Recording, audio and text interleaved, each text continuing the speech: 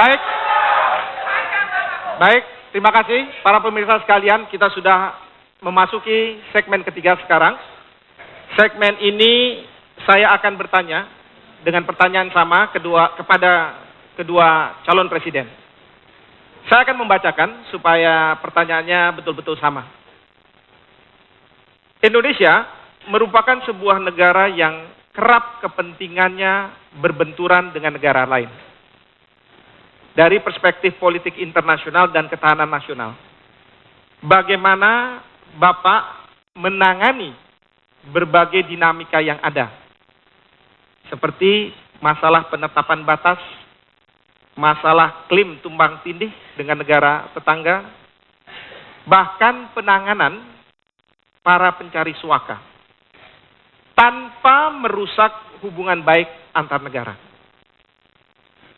Dalam kaitan tersebut, apakah akan ada ruang untuk digunakannya diplomasi militer? Baik, saya akan beri kesempatan kepada Pak Prabowo untuk pertama menjawab pertanyaan ini. Saya persilakan. Terima kasih, saudara moderator. Memang tugas utama sebuah pemerintahan adalah untuk melindungi segenap tumpah darah. Dan karena itu tugas pemerintah haruslah menjaga kepentingan nasional bangsa kita. Apabila kepentingan nasional bangsa kita terusik atau berbenturan dengan negara lain, tentunya kita harus mempertahankan kepentingan nasional kita. Nah, disinilah selalu kita kembali kepada kekuatan nasional. Jadi, kita selalu harus berdialog. Saya selalu tadi prinsip yang saya sampaikan, 1000 kawan terlalu sedikit, 1 lawan terlalu banyak. Kita butuh persahabatan dengan semua lingkungan kita. Kita tidak punya masalah prinsip. Kita menghormati semua negara. Tetapi ada kepentingan inti yang tidak bisa kita tawar-menawar, yaitu keutuhan wilayah negara kesatuan Republik Indonesia. Tidak satu jengkal pun akan kita lepas atau kita biarkan lepas. Tidak satu jengkal pun. Tidak 1 meter pun atau senti pun laut kita akan kita serahkan kemanapun. Tapi ini semua merupakan kepentingan inti kita, core national interest.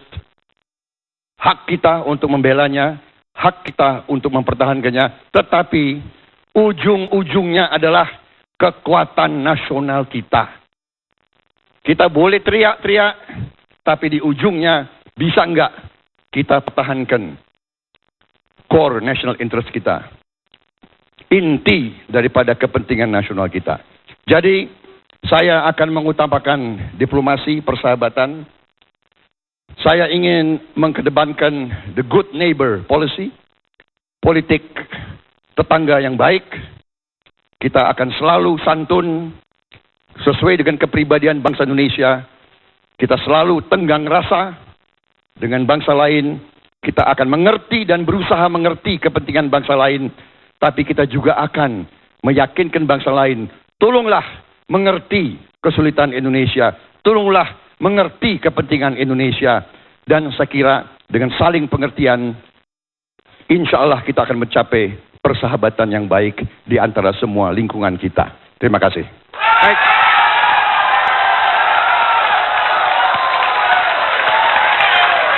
Baik, terima kasih Pak Prabowo. Pertanyaan yang sama saya akan tujukan juga kepada Pak Joko Widodo. Saya ulang saja Pak, supaya tidak lupa. Indonesia merupakan sebuah negara yang kerap kepentingannya berbenturan dengan negara lain. Dari perspektif politik internasional dan ketahanan nasional, bagaimana Bapak akan menangani berbagai dinamika yang ada, seperti masalah penetapan batas, klaim tumpang tindih, bahkan penanganan para pencari suaka, tanpa merusak hubungan baik antar negara. Dalam kaitan tersebut, apakah akan ada ruang untuk digunakannya diplomasi militer? Saya persilahkan. Tadi sudah saya sampaikan bahwa ada 3 strategi diplomasi yang akan kita gunakan, yaitu G2G, B2B, dan P2P. Oleh sebab itu, kalau ada sebuah benturan, ada dinamika dengan negara yang lain, masalah tapal batas, tentu saja yang kita utamakan, yang kita kedepankan terlebih dahulu adalah diplomasi pemerintah dengan pemerintah. Dengan cara-cara seperti itulah saya kira nanti tapal batas kita, baik yang di darat maupun yang di laut, akan bisa kita selesaikan. Tetapi kalau yang dimasalahkan ini tidak selesai, tentu saja masih bisa kita carikan jalan keluar lagi tanpa melalui perang. Selalu saya sampaikan bahwa diplomasi dialog, diplomasi pemerintah dengan pemerintah inilah yang akan terus kita lakukan. Kalau mentok-mentoknya ya dibawa ke Mahkamah Internasional untuk diputuskan. Tetapi bahwa diplomasi ini harus dikerjakan terlebih dahulu seintensif mungkin, sebisa-bisanya, sehingga apa yang menjadi kepentingan nasional, apa yang menjadi kepentingan rakyat, apa yang menjadi kepentingan untuk ketahanan nasional kita tidak terganggu karena benturan, karena masalah dinamika kita dengan negara yang lain. Kami meyakini bahwa apabila kita bisa mengirimkan diplomat-diplomat kita yang baik untuk menyelesaikan masalah-masalah yang ada, setiap problem pasti ada solusinya. Setiap masalah pasti ada jalan keluarnya. Itulah saya kira diplomasi yang ingin kita kedepankan, baik mengenai tapal batas, baik mengenai pencari suaka, semuanya kita lakukan lewat diplomasi dan tanpa berpikiran bahwa kita ingin mengedepankan lewat senjata atau lewat perang. Saya kira itu yang bisa saya sampaikan. Terima kasih. Baik.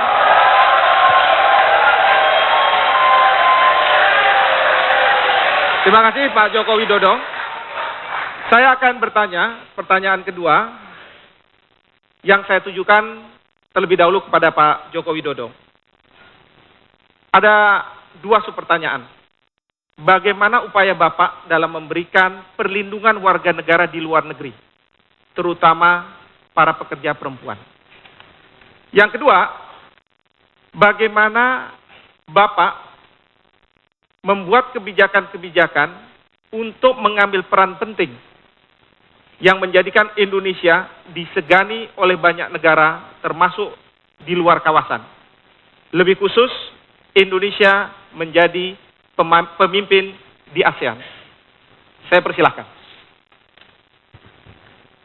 Terima kasih. Untuk masalah TKI, persoalan yang harus kita selesaikan adalah yang pertama masalah sebelum penempatan. Ini harus rampung dulu, harus dirampungkan dulu. Baik mengenai seleksi, baik mengenai pelatihan bagi TKI itu harus betul-betul detail dilihat dan diawasi. Jangan sampai yang kita kirim ke sana adalah yang belum melalui seleksi dan belum melalui sebuah pelatihan-pelatihan. Kemudian kalau sudah dikirim, data di kedutaan besar kita harus komplit. Artinya apa? Kedutaan besar kita, KBRI kita bisa memberikan perlindungan kepada warga yang ada di negara itu. Dan tentu saja itu harus dikontrol, harus ada manajemen pengawasan, harus ada cek setiap bulannya. Apakah kondisi mereka dalam kondisi yang baik? Apakah kondisi mereka tidak pada kondisi yang disiksa atau dianiaya? Ini tugas KBRI, terutama di negara-negara yang TKI-nya banyak. Kemudian yang ketiga juga, kita tidak usah mengirim kepada negara yang tidak mempunyai undang-undang perlindungan yang jelas terhadap TKI. Lebih baik kita moratorium saja. Kita harus tegas hal seperti ini. Karena ini menyangkut nyawa, menyangkut warga negara kita yang ada di negara yang lain, dan menyangkut harkat martabat kita. Kemudian yang kedua, mengenai peran penting kita. Saya kira kita pernah jaya saat kita mengadakan konferensi Asia Afrika. Ini bisa kita ulang, tadi di depan sudah kami sampaikan, apabila kita bisa membangun sebuah poros maritim dunia yang baik. Sehingga peran kita di situ jelas.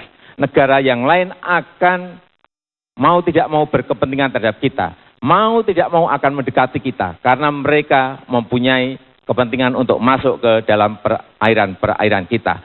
Peran-peran seperti itulah yang menjadi kunci negara kita berwibawa, negara kita dihormati, dan peran-peran seperti itulah yang akan dilihat oleh negara yang lain, bahwa kita memang negara yang wajib dihormati mereka, bahwa kita adalah negara yang wajib disegani oleh mereka. Kuncinya ada di situ. Terima kasih. Baik.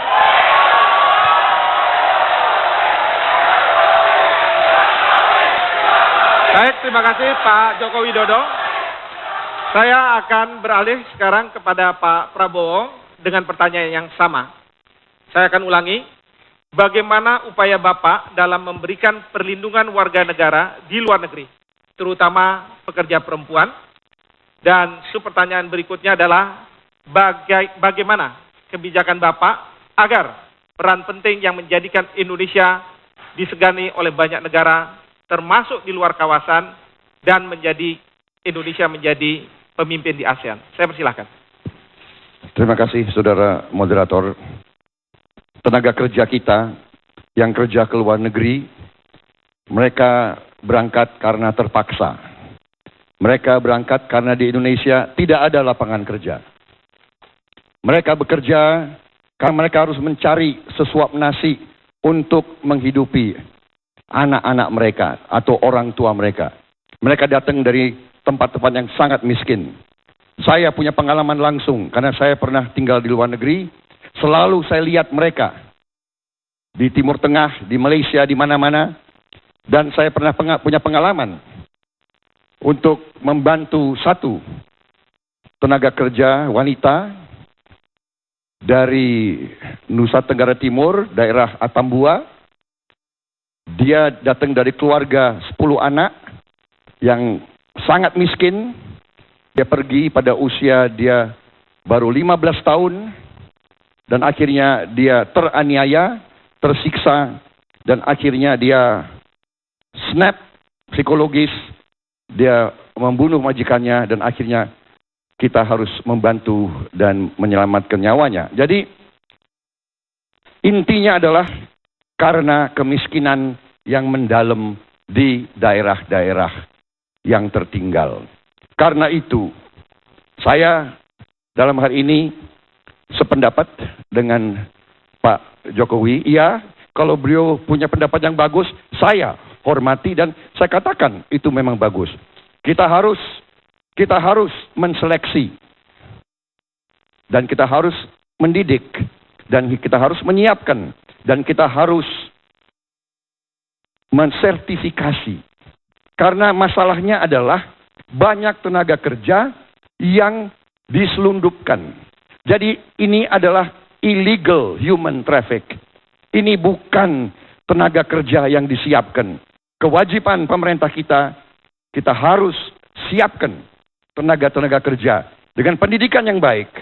Supaya pekerjaan mereka di luar pun penghasilannya baik. Tidak hanya jadi tukang sapu. Tidak hanya jadi pembantu rumah tangga. Ini membutuhkan uang. Uang hanya ada kalau ekonomi baik. Ini menyangkut jawaban pertanyaan kedua. Peran penting Indonesia. Indonesia hanya akan disegani bukan karena konferensi yang banyak. Indonesia akan disegani kalau rakyatnya sejahtera, rakyatnya makmur, rakyatnya bisa makan, bisa bekerja, bisa ke sekolah, bisa dapat rumah sakit dan pelayanan kesehatan yang baik. Terima kasih. Baik.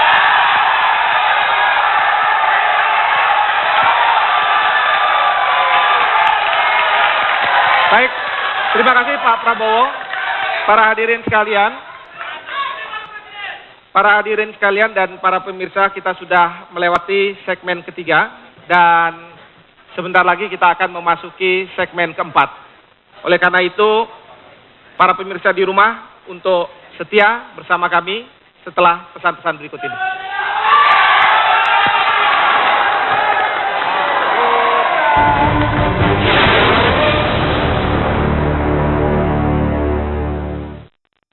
Rokok sudah betul.